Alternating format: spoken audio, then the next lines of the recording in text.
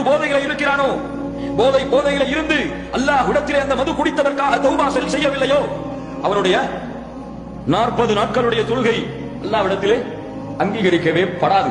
இன்னைக்கு மது குடிப்பவர்கள் தொழுகிறதே கிடையாது. எப்படி கேட்ட என்ன தெரியுமா சொல்றாங்க? அதுதான் தொழுகை ஏற்றுக்கொள்ளப்படாத, ஏன் தொழுகணுங்கிறாங்க. இன்னைக்கு பாக்குறோம் வாலிபர்களை. சாராயம் குடிக்கிறது ஹராம் தாங்க, ஆனா எது குடிக்கிறது ஹராம் இல்லையா? பீர் குடிக்கிறது ஹராம் இல்லையா? ஏங்க சாராயம் குடிக்கிறது தாங்க ஹராம். அல்லாஹ் ஹம்ருன்னு தான் சொல்லியிருக்கான் குர்ஆன்ல.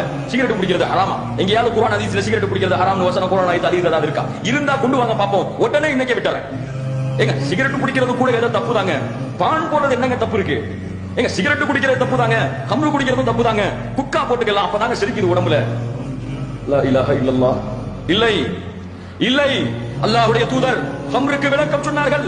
குல்லு ஷராபின் அஸ்கர வஹுவ ஹராம். எந்த ஒரு குடிபானத்திலே மயக்கம் இருக்கிறதோ, மகாமரல் அகுல் வஹுவ ஹம்ருன், எது மூளையை மயக்கடிக்கிறதோ அதுவெல்லாம் ஹம்ரை சேரும். சிகரெட் குடிக்கிறது ஹம்ருதான், சிகரெட் குடிக்கிறது ஹம்ருதான், பான் போடுவது ஹம்ருதான். வேற என்ன இருக்கு? குக்கா வேற. லா இலாஹ இல்லல்லாஹ். எண்ணிக்கொண்டே போகுங்கள். எதுவெல்லாம் போதை தருகிறதோ, எதுவெல்லாம் மூளையை மயக்கடிக்கிறதோ அதை குடிப்பது ஹம்ரு. நரக நெருப்பின் ஜலத்தை அவன் குடித்துக் கொண்டிருக்கிறான். நரக நெருப்பை சுவை